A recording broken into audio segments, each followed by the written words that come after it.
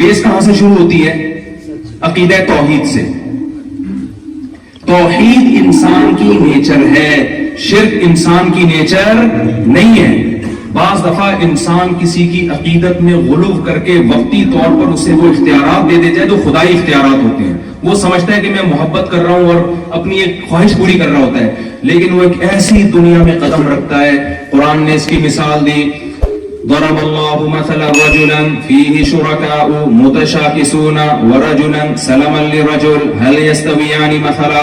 اللہ کہتے ہیں بتاؤ, جس کا ایک مالک ہو, ایک آقا ہو, وہ زیادہ خوش ہے, یا جس کے ہزاروں آقا ہوں اور وہ آپس میں اختلاف بھی ہو ان کا, کون زیادہ اس میں مطمئن زندگی گزارے گا؟ ہم نے ہمیشہ یا اللہ مدد, بس مدد کس سے مانگنی ہے؟ کسی کے پاس کوئی اختیارات نہیں. یا ایھا الناس انتم الفقراء الی اللہ, اے لوگو تم سب کے سب فقیر ہو کس کے؟ اللہ. نہ کسی پیغمبر کو اللہ نے اختیارات دیے, نہ کسی فرشتے کو اللہ نے اختیارات دیے, نہ کسی بزرگ کو اللہ نے اختیارات دیے, نہ کسی قبر والے کو اللہ نے اختیارات دیے. ابھی تو جرمنی میں پاکستانی آ رہے ہیں, دیکھنا یہاں روحانی علاج والے بھی آئیں گے. آ گئے ہیں بس. روحانی علاج والوں کے پاس آپ کی ٹینشن کا علاج نہیں ہے, وہ ٹینشن بڑھائیں گے آپ کی. سارے مسئلوں کا حل کس کے پاس ہے؟ یعقوب علیہ السلام کا بیٹا گم ہو گیا, کتنے ٹینشن میں. کبھی دیکھا کسی روحانی والے سے رابطہ کیا ہو, یا کوئی ذائچہ نکالو میرا بچہ ہے کہاں؟ دیکھا کوئی؟ بھائی نہیں کچھ کر سکتے, اللہ سے ساری زندگی دعائیں. مسلمان کے پاس ٹینشن کا سب سے بہترین علاج کیا ہے؟ اپنی فائل جو ہے وہ اللہ کے دفتر میں جمع کرنا. پھر جو بھی ہوگا بہتر ہی ہوگا ہمارے لیے, چاہے ہمیں غلط ہوتا ہوا نظر آ رہا ہو. انا للہ و انا الیہ راجعون جو دعا ہمیں سکھائی گئی ہے, یہ ایسی ٹینشن کا بہترین علاج ہے. بھائی ہم اللہ کے غلام ہیں, اس کی مرضی ہمارے ساتھ جیسا چاہے سلوک کرے, اور لوٹ کے ہم نے اسی کی طرف جانا ہے. اس نے ہمیں بتایا ہوا ہے کہ جب بھی یہاں تک حدیث میں آتا ہے ایک کانٹا بھی اگر تمہیں چبھتا ہے وہ تکلیف بھی ضائع نہیں ہوگی, اس کے بدلے میں اللہ تمہیں اجر دے گا, اس کا تمہارا گناہ معاف ہوگا. حدیث میں آتا ہے کہ اللہ تعالیٰ مسلمان جو بھی ایمان والے لوگ ہیں ان کو مصیبتوں میں ڈالتا ہے, پھر ان کو صبر کی توفیق دیتا ہے. حتی لقی اللہ طاہرا مطہرا, جب اللہ سے ملے گا نا سارے نیٹ کلین ہو کے اللہ کے پاس جائے گا وہ. تو خیر یہ میرا بھی ٹاپک نہیں ہے, میں تو جلدی سے ٹاپک کو سمیٹتا ہوں. تو پہلا اسلام کے جو آرڈر ہے وہ کیا ہے؟ عقیدہ ہے, بولو نا. تو توحید پہ کوئی کمپرومائز بولو نہیں, ہمیں خدا کی مانتے, بس سب کچھ اسی کے پاس ہے. اس کے بعد جو اسلام کی جو دوسرا جو رکن ہے وہ ہے 5 نمازیں. کتنی نمازیں میرے بھائی؟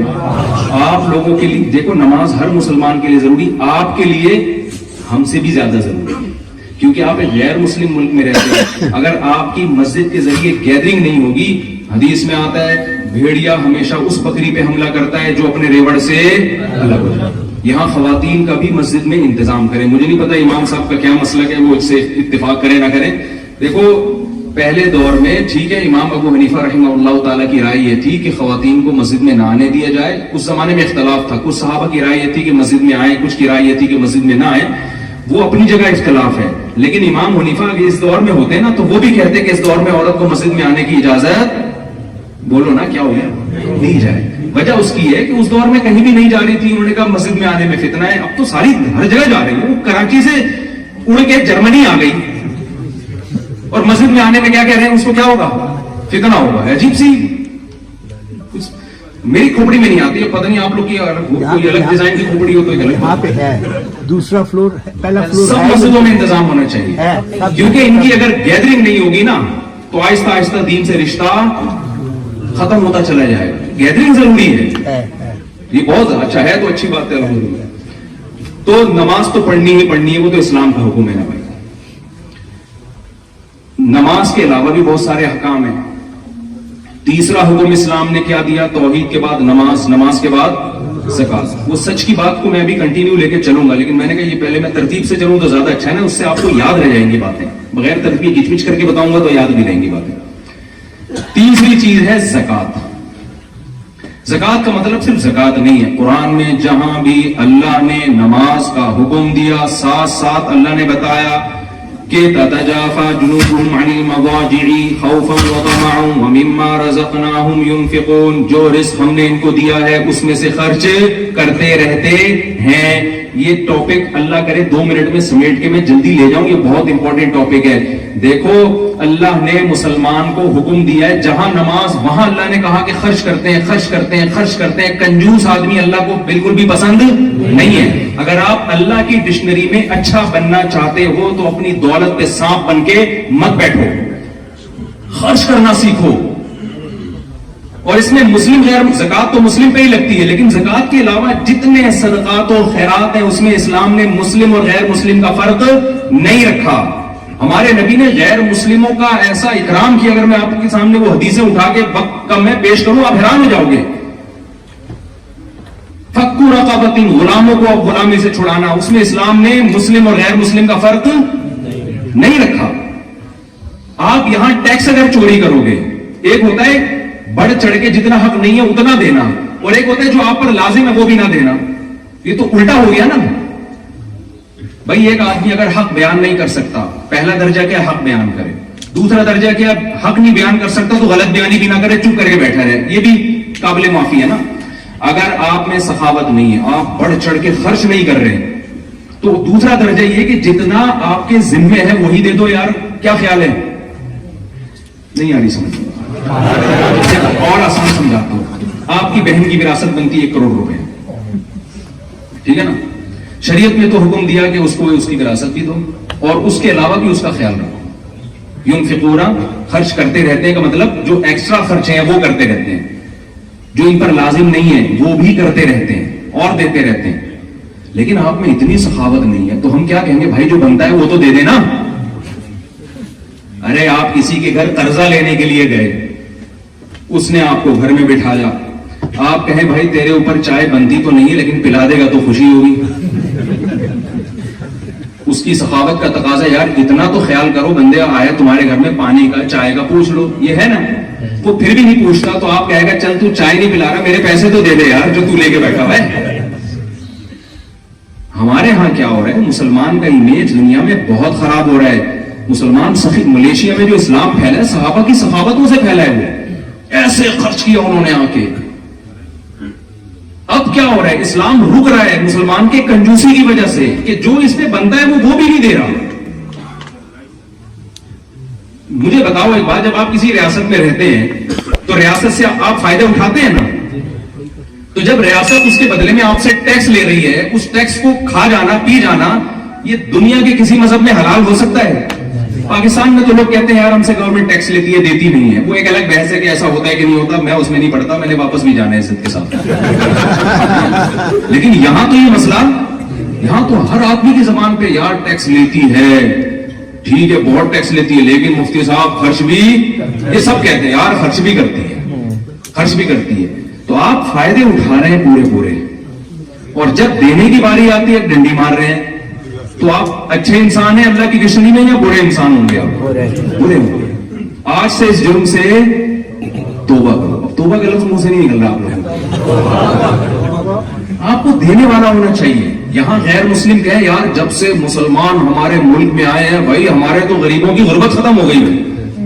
وہ یہ نا کہ انہوں نے تو ہمارا بھی خون چوسنا، ہمارا الٹا خون چوسنا شروع کر دیا. غلط ہو رہا ہے نا میرے بھائی. اور یہ پتہ ہے کنجوسی کیوں آتی ہے؟ جب آخرت پر ایمان نہیں ہوتا، جب انسان سمجھتا ہے میں اپنی محنت سے کماتا ہوں. نبی صلی اللہ علیہ وسلم نے فرمایا جو سخی آدمی ہے قریب من اللہ، اللہ کے بھی. مجھے اس حدیث کو پڑھنے میں اتنا مزہ آتا ہے کہ میں اپنے جذبات پہ کنٹرول کرتا ہوں. پیغمبر صلی اللہ علیہ وسلم کی جو زبان سے نکلے ہوئے الفاظ ہیں نا، وہ الفاظ ہی بڑے مزے کے ہوتے ہیں.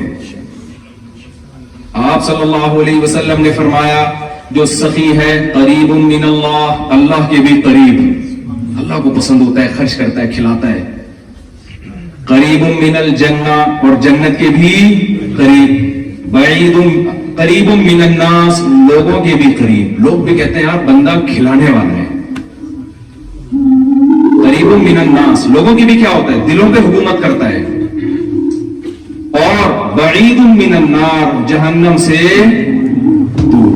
ایک چیز سے دور ہوتا ہے. اور اس کے الٹ بخیل کے بارے میں آپ صلی اللہ علیہ وسلم نے فرمایا بعید من اللہ, جو پیسہ بچا کے بیٹھا ہے بس ٹیکس دے رہا ہے, کام پورا کر نہیں رہا, گھسوٹنے میں لگا ہوا ہے بس وہ, ٹھیک ہے نا. کیونکہ یہاں لوگ سمجھتے ہیں ہمارے جب پیسہ کمانے ہیں تو ہم کیوں سخاوت کے پاگل ہیں کیا؟ ہم یہاں جس کام کے لیے آئے تو پیسہ جمع کرنے آئے, خرچ کرنے تھوڑی آئے. تو سمجھتے ہیں پاگل ہیں, یہ پاگلوں والی باتیں کرنے. بھائی یہاں جیسے آپ آئے ہیں تو قبر میں بھی آپ نے جانا ہے, تو تھوڑا سا وہاں کے لیے بھی تو کچھ کر لو نا. نبی صلی اللہ علیہ وسلم ایک دفعہ گھر میں آئے, حضرت عائشہ سے پوچھا کھانے کو کچھ بچا ہے؟ انہوں نے فرمایا کہ یا رسول اللہ کچھ صرف آئی تھی, ساری تو میں نے صدقہ کر دی, یہ تھوڑی سی بچ گئی ہے. تو آپ نے فرمایا وہ بچ گئی ہے, یہ ختم ہو جائے گی. تو جو آپ بچت ہے نا آپ کی, وہ یہ نہیں ہے جو یہاں ہے, یہ تو وارثوں کے کام آئے گا آپ کے. وہ تو وہی ہے جو آپ اللہ کے لیے خرچ کر رہے ہیں. اور یہاں آپ کے پاس کتنا بڑا آپشن ہے, آپ ان غیر مسلموں پہ خرچ کر رہے ہیں. جب ایک کتے کو پانی پلانے پر اللہ نے جنت دے دی بھائی, تو آپ کسی انسان کی خدمت کریں گے تو کتنا بڑا اجر ہے اس کا. کتنا, اب ایسا نہ انگریز کو کتے سے ملا دے میرا کلپ بنا کے, کتے کو مثال نہیں کروں گا اس میں, میں کتے سے تشبیہ نہیں دے رہا, میں ایک مثال دے رہا ہوں کہ جب ایک مخلوق میں جو ہمارے یہاں کمتر سمجھی جاتی ہے اس پر یہ احسان ہے, تو انسان تو پھر انسان ہے نا. تو ہاں نبی صلی اللہ علیہ وسلم کے الفاظ, بخیل آدمی بعید من اللہ, اللہ سے بھی دور, اللہ بھی اس کا اچھا تذکرہ نہیں کرتے. بعید من الجنہ, جنت سے بھی دور. بعید من الناس, لوگوں کو بھی اچھا بولو نہیں لگتا. کیسا ایک ہمارے ایک دوست تھے چائنا میں گئے, وہ ان کو وہاں کوئی ہمارا جیسا دیسی مل گیا, وہ کھانا جب بھی کھانے بیٹھتے وہ بھی فری میں آ کے کھانے شروع کر دیتا نا, پیسہ بچا رہا تھا. تو انہوں نے مجھے واقعہ سنایا, وہ بھی پورے ماشاءاللہ. کہتے ہیں ایک دن کیا ہوا کہ جب اس نے آ کے کھانا کھایا نا, تو کھانے کے بعد میں بھاگ گیا وہاں سے. ہوٹل والے نے پوچھا کہاں جا رہا ہے, یہ پورا اس نے کھلایا آج مجھے کھانا. تو جیسے تو تیسا. ہمارے حضرت ایک واقعہ سنایا کرتے تھے کہ ایک آدمی کی عادت تھی, کراچی میں نلی نہاری مشہور ہے نا, تو وہ بنس روڈ کی نہاری پہلے بڑی مشہور تھی. تو ایک آدمی وہاں جا کے نا, جب بھی کوئی نہاری کھا رہا ہوتا تھا یہ جا کے بیٹھ جاتا تھا اس کے ساتھ, اور نیمبو نچوڑتا تھا. اور نیمبو نچوڑ کے نا کہ یار چلو میں نے تھوڑا ٹیسٹ پیدا کر دیا, اب شروع ہو جاتا تھا. اگلا منع بھی نہیں کر سکتا یار اس نے نیمبو بھی نچوڑ دیا ہے اور باقی بیٹھ کے کھاتے ہوئے کو کون روکتا ہے. تو اس کو تو غیرت نہیں آ رہی تھی. ایک دن ایک آدمی نے کہا آج میں اس کا علاج کرتا ہوں. جیسے اس نے نیمبو نچوڑا نا, کھانا شروع سے ایک تھپڑ لگا. تو یہ مزید اسپیڈ سے کہتا ہے میری ماں بھی مجھے تھپڑ لگا لگا کے کھلایا کرتی تھی. تو یہ واقعہ تو ایک لطیفہ ہے, چٹکلا ہے, لیکن جب آپ دوسرے کے مال پہ نظر رکھیں گے, دوسرے کے پیسوں پہ نظر رکھیں گے, یہاں سے گھسیٹ لوں, یہاں سے گھسیٹ لوں, یہاں سے ٹیکس بچا لوں. مولانا اشرف علی تھانوی رحمۃ اللہ علیہ کا واقعہ ہے. انگریز گورنمنٹ تھی اور بڑے ظالمانہ طریقے سے بر صغیر پر قبضہ کیا انہوں نے. تو کیا ہوا, اور پھر بہت سارے ڈیوز تھے انگریزوں کے اوپر مسلمانوں کے. تو کیا ہوا کہ ایک بغیر ٹکٹ کے لفافہ آ گیا, انہوں نے ڈاک سے ٹکٹ خرید کے منگوایا, چپکایا. کسی نے کہا تھا کہ غیر مسلم کنٹری ہے اور ان کے تو ہم پر ویسے ہی بہت انہوں نے ہمارا وسائل پہ قبضہ کیا ہے, تو آپ اتنا ایک ٹکٹ گورنمنٹ کا اتنا نقصان برداشت نہیں کر رہے. انہوں نے کہا ان غیر اخلاقی حرکتوں سے انسان کو لوٹ کھسوٹ کی عادت پڑتی ہے. تو میں اس کو جائز, جب ریاست ہے جو جیسی مرضی ہے بھائی, جب لا ہے اس کا قانون ہے کہ بغیر ٹکٹ سفر نہیں کرنا آپ نے, اور ڈاک کا نظام تھا اس پہ ٹکٹ کے بغیر, تو یہ اس لا کو ہم نے کیا کرنا ہے, فالو کرنا ہے. اور ہمارے یہاں بعض لوگوں کا کانسیپٹ یہ ہے کہ ابے یہ تو سب کچھ حلال ہے. وہاں آ کے کہتے ہیں چونکہ پی ٹی آئی کی حکومت تھی تو ان کا سب جے یو آئی والے کے لیے اور مسلم لیگ کے لیے وہ سب کچھ حلال ہے, اور جب جے یو آئی کی حکومت آئی تو پی ٹی آئی والوں کے لیے. سب کی بات نہیں کر رہا, لیکن یہ کانسیپٹ بھی ہے لوگوں کا. بھائی جب کوئی گورنمنٹ بن گئی, صحیح بخاری کی حدیث ہے کہ جب کوئی حکومت آ گئی ہے, یوسف علیہ الصلوۃ والسلام بتاؤ مسلم اسٹیٹ میں تھے یا غیر مسلم اسٹیٹ میں تھے؟ غیر مسلم اسٹیٹ میں تھے نا. تو غیر مسلم اسٹیٹ میں انہوں نے اس اسٹیٹ کی خدمت کی ہے, اس کی وجہ سے ان کو وہاں تک ترقی ملی ہے.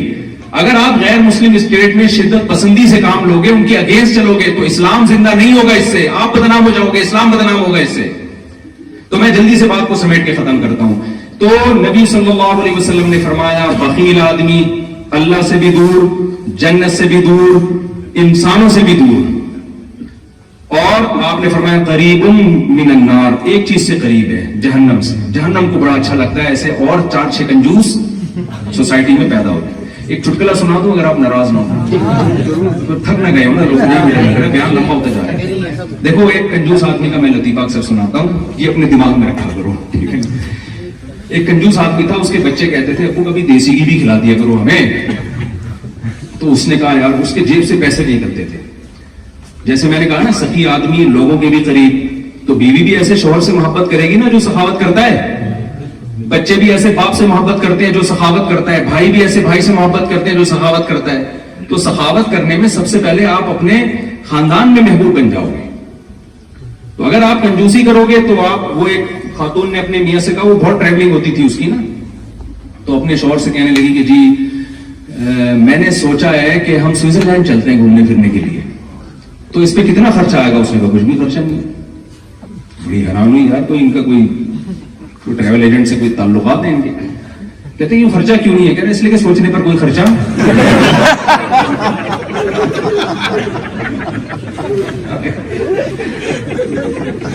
تو میں جو لوگ دنیا میں ٹریول کرتے ہیں ان سے کہتا ہوں یار کبھی اپنے بھی بچوں کو بھی لے جائے کرو. بات سے بات نکل رہی ہے نا, میں نے کہا تھا نا مجھے 5 گھنٹے چاہیے کم از کم. خیر جلدی سے میں سمیٹ رہا ہوں بات کو. یہ جو اللہ نے بیوی کے لیے قرآن میں جو لفظ استعمال کیا ہے نا, یہ صاحبہ کا لفظ استعمال کیا ہے. کیا لفظ استعمال کیا ہے؟ صاحبہ. حالانکہ بیوی کو عربی میں زوجہ کہتے ہیں. کیا کہتے ہیں؟ زوجہ. لیکن زوجہ بھی استعمال کیا, لیکن قرآن میں ایک جگہ اللہ نے اس کو کیا کہا, وصاحبتہ. قرآن کہتا ہے یوم یفر المرء من اخیہ, ایک دن آئے گا جس دن بھائی اپنے بھائی سے دور بھاگے گا. تو عربی میں بھائی کو اخ کہتے ہیں, اردو میں بھائی کہتے ہیں. اللہ نے وہی لفظ استعمال کیا. وَأُمِّهِ وَأَبِيهِ, اپنی ماں سے دور بھاگے گا میدان حشر میں, ماں کو کہتے ہیں. اللہ نے اس کے لیے کیا لفظ استعمال کیا؟ وَأَبِيهِ, اپنے باپ سے دور بھاگے گا, باپ کو عربی میں اب کہتے ہیں. اللہ نے اس کو کیا کہا؟ اب کہا. لیکن جب بیوی کی باری آئی تو وَصَاحِبَتِهِ وَزَوْجَتِهِ نہیں کہا کہ زوجہ سے دور بھاگے گا, بلکہ کیا کہا؟ صاحبہ. صاحب عربی میں کہتے ہیں جو آپ کی صحبت میں رہے, ہر وقت آپ کے ساتھ رہے. اس میں اللہ نے بتا دیا کہ لوگ جاب کے لیے جاتے ہیں, ماں باپ سے دور ہو جاتے ہیں, بھائی سے دور ہو جاتے ہیں, تو ان کو اللہ نے صاحب نہیں کہا. بیوی کے لیے اللہ نے ساتھی کا لفظ استعمال کیا ہے. میں اس کو کراچی کی زبان میں کہتا ہوں, اس کا مطلب جب آپ کی شادی ہوئی ہے تو اب بیوی آپ کے ساتھ پھلترو کی طرح چپک گئی ہے. پھلترو سمجھتے ہیں نا, دھاگا نہیں چپک جاتا, آپ یوں ہٹاتے تو ہاتھ پہ. سردیوں کے دنوں میں نا وہ جو ریشمی دھاگے ہوتے ہیں وہ چپکتے ہیں. آپ یوں ہٹاؤ گے ادھر ہاتھ پہ آ جائے گا, یوں کرو گے ادھر منہ پہ لگ جائے گا, پھر آپ یوں کرو گے تو ناخن پہ چپک جائے گا. تو اب جب آپ کی شادی ہو گئی تو وہ صاحبہ بنا دی اللہ نے. اب آپ جرمنی آؤ گے تو آپ کی وائف آپ کے ساتھ, جرمنی سے موو کرو گے ہالینڈ کی طرف, بیگم آپ کے ساتھ. سوال پیدا ہوتا ہے میرے ساتھ کیوں نہیں ہے؟ جب اتنے فضائل میں بتا رہا ہوں تو میں بھی لے آؤں گا انشاءاللہ, ٹھیک ہے. میں بھی لے آؤں. کوشش کیا کریں جب سفر کریں اس کو ساتھ رکھیں. گرل فرینڈ کی ویلیو لوگوں کے دلوں میں ہے. اسلام میں گرل فرینڈ کی کوئی حیثیت اس رشتے کو ایکسپٹ ہی نہیں کرتا. بیوی کے رشتے کو اسلام بہت پروٹوکول دیتا ہے. ہمارے نبی صلی اللہ علیہ وسلم گلاس میں جس جگہ سے امی عائشہ منہ لگا کے پانی پیتی, حدیث میں آتا ہے آپ اس جگہ کو گھماتے تھے جہاں امی عائشہ کے ہونٹ مبارک لگے ہوتے تھے, وہیں سے پانی پیا کرتے تھے. تو اس کو لفٹ نہیں کرا رہے یار, جو اللہ نے آپ کے لیے بنائی ہے اور ساری دنیا کے لیے آپ کے پاس ٹائم ہے, تو یہ اللہ کی نظر میں اچھا نہیں ہے. دوست تو کہیں گے یار بڑا زبردست آدمی ہے, جب سے آئے ایک دن بھی بیگم کو فون نہیں کیا ایسے. بہت زبردست آدمی, سارا ٹائم ہمارے پاس گزارتا ہے, سارا ٹائم ہمیں دیتا ہے اور پیسہ بھی ہم پہ خرچ کر رہا ہے, لیکن اللہ کی نظر میں اچھا نہیں ہے. تو ہم تو اللہ کی نظر میں بننے والی باتیں کر رہا ہوں. اگر آپ نے وسیم بھائی کی نظر میں بننا ہے تو پھر وسیم سے پوچھے نا, مجھے تو آپ نے جو بیان کے لیے بٹھایا ہے اس لیے نا کہ جو اللہ جس کو اچھا کہتا ہے میں وہ باتیں آپ کو بتاؤں. تو تیسرا کام جو میں نے عرض کیا, پہلا ہے توحید, پھر نماز ہے, پھر ہے کیونکہ حج تو زندگی میں ایک بار ہوتا ہے, رمضان بھی کبھی کبھی آتا ہے, تو اس کو میں اتنا ہائی لائٹ نہیں کر رہا. نماز پڑھیں گے تو میں روزہ رکھ لیں گے آپ. تیسری چیز ہے خرچ کرنا سیکھیں. سمجھتے ہو, بیوی بچوں پہ خرچ کریں اور غیر مسلم ریاست میں اسٹیٹ پہ خرچ کریں. یہاں گورنمنٹ کہے یار جب سے مسلمان آئے ہیں الحمدللہ ہمارے غریب مارکیٹ سے, وہاں تو غریب ملتے نہیں ہیں لیکن جتنے ہیں ان کو پہ خرچ کر دینا. ہانگ کانگ میں گیا اور بڑا اچھا, وہاں مسلمانوں بعض علماء کو گورنمنٹ لیول پہ اتنا پروٹوکول دیا گیا, ان کو حکومت جیلوں میں لے جاتی ہے, وہ جیل کی قیدیوں پہ محنت کر کے ان سے نشہ چھڑواتے ہیں. تو بڑا اچھا ایک امیج وہاں کے مسلمانوں نے قائم کیا ہانگ کانگ میں. وہاں مفتی اعظم کی بھی بڑی ویلیو ہے ہانگ کانگ میں. مجھے ویزا نہیں مل رہا تھا, مفتی اعظم نے گورنمنٹ سے سفارش کی, مجھے ویزا مل گیا ہانگ کانگ میں. تو یہ امیج جانا چاہیے آپ لوگ. گورنمنٹ کہے یار جب سے یہ آئے ہمارے ملک کی ترقی میں اضافہ ہوا, یہ ہم پہ بوجھ بن کے نہیں آئے, جھوٹ بول کے نہیں رہتے. کتنے لوگ ہم نے ایسے دیکھے ہیں جھوٹ بول کے رہ رہے ہیں. یہاں بے روزگاروں کو الاؤنس ملتا ہے, چھپڑ میں جاب کر رہے ہیں اور کاغذ میں کیا لکھا ہوا ہے یار یہ غیر اخلاقی حرکت ہے یا نہیں ہے؟ تو بہت, میں تو سمجھتا ہوں یہ اپنا ضمیر پتہ نہیں ایسے گوارا کرتے ہیں کہ آپ بہت بری حرکت ہے. آپ تو یہاں دوسروں سے زیادہ کام کرو بھائی. تو خیر اب میں آپ کے زیادہ نہیں آپ کو ٹینشن دینا چاہتا, تو آپ کہیں یار یہ کیا ہے. تو تیسرا کام خرچ کرنا ہے, اور خرچ کرنے کا الٹ کیا ہے, جو جائز حق ہے وہ بھی نہ دیں. ایسا نہیں کرنا آپ نے. سمجھتے ہو کہ نہیں سمجھتے؟ تو یہ ہو گیا تیسرا کام. قرآن میں جس چیز کے, بس آخری بات کر کے میں اپنی بیان ختم کرتا ہوں, جس چیز پہ بہت زیادہ زور دیا گیا ہے والذین هم لاماناتہم وعہدہم راعون. قرآن کہتا ہے اہل ایمان اپنی امانتوں میں اور عہد میں خیانت نہیں کرتے. دیکھو رسول اللہ صلی اللہ علیہ وسلم نے جب پہلی دفعہ نبی ہونے کا دعویٰ کیا تو پہلے آپ نے اپنی شخصیت کو اچھا ثابت کرنا تھا. ایسا ہی ہے نا, اچھا انسان پہلے, نبوت اس کے بعد. تو آپ نے لوگوں سے جب 40 سال کے بعد آپ نے اہل مکہ کو جمع کیا تو آپ نے اپنی جو بھی آپ کے اندر صفات تھی اچھی وہ لوگوں کے سامنے رکھی تاکہ لوگوں کو یقین آ جائے کہ میں واقعی سچا نبی ہوں. تو ان صفات میں آپ صلی اللہ علیہ وسلم جو ممتاز تھے اس میں ایک کام تھا عبادت. آپ غار حرا میں کئی سال تک جا کر عبادت کرتے رہے ہیں, تو آپ اس عبادت کو لوگوں کے سامنے پیش کر سکتے تھے, لیکن آپ نے اس عبادت کا ریفرنس نہیں دیا. آپ نے کیا کہا, میں صادق بھی ہوں اور امین بھی ہوں. اس سے پتہ چلتا ہے انسان کے کیریکٹر کا پتہ اس کی عبادت سے نہیں چلتا بلکہ اس کے سچے ہونے. اور امین کا مطلب کہیں بھی ڈنڈی نہیں کوئی مارے, کہیں بھی خیانت نہ کرے. جو بول رہا ہے اس کا مطلب یہی, جو بول رہا ہے نا یہی مطلب ہے اس کا. خیانت نہیں کرتا, اس کے پاس کروڑوں روپے رکھوائے ہیں وہ خیانت نہیں کرے گا. یہاں لوگ کسی کو پاسپورٹ دیتے ہوئے ڈرتے ہیں, پاسپورٹ کہاں گیا, ہر وقت دیکھا میں نے پاسپورٹ کہاں گیا. ڈر ہے کہ یار کوئی اٹھا لے گا تو بلیک میل کرنا نہ شروع کر دے. ہوتا ہے نا خوف, شوہر بیوی سے ڈر رہا ہے, بیوی کس سے ڈر رہی ہے, میاں سے ڈر رہی ہے, سسرال تو پھر آپ کو پتا سسرال ہے. تو یہ آپ اتنا فیئر ہونے چاہیے چیزوں کے معاملات میں, کاروبار میں. ایک لڑکی کا مجھے فون آیا کہ میں لندن میں تھی, وہ ایک چائنیز نے اسلام قبول کیا. وہ لڑکی کہتی ہے کہ میرے والد نے میری اس سے شادی کرا دی, نکاح ہو گیا. اس چائنیز کا کسی مسلم سے جو انڈین یا پاکستانی تھے یا بنگلہ دیش کے تھے, کیونکہ تینوں کا بلڈ الحمدللہ کیا ہے, لہذا بہت اچھی حرکتیں ہماری. میں نے واپس بھی جانا ہے, مجھے ایسا نہ ہو کہ لوگ بولے یار کیا کر کے آئے ہو. وہ ایک آدمی جو تھا نا وہ تہجد پڑھ رہا تھا, اللہ سے دعا مانگ رہے ہیں یا اللہ یہ سارے سو رہے ہیں, میں اکیلا تیرے سامنے جا کے عبادت کر رہا ہوں, اس کی لاج رکھ, بار بار نا. تو وہ اس نے رضائی سے سر نکالا, بولا تو اپنی اچھائیاں بیان کر, ہمیں کیوں.